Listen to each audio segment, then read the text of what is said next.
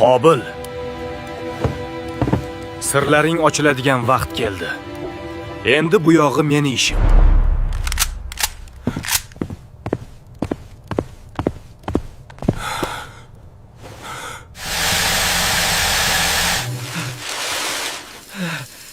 Nima? Ruxsora! Beg'zod aka. Bir kun kelib bu qilmishlarimni boshqalar ham bilib qolishini bilardim. Ammo hech ham nafsimga qarshi chiqa olmadim. Sen nima qilib qo'yganingni bilasanmi? Sen ham insonmisan? Qo'lingni ko'tar yaramas. Qonun oldida javob berasan. Men taslim bo'laman.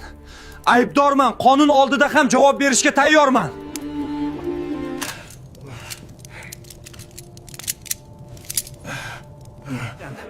Endi odil sud qaror chiqargunicha shu yerda o'tirasan. Ertaga odil sud bo'ladi.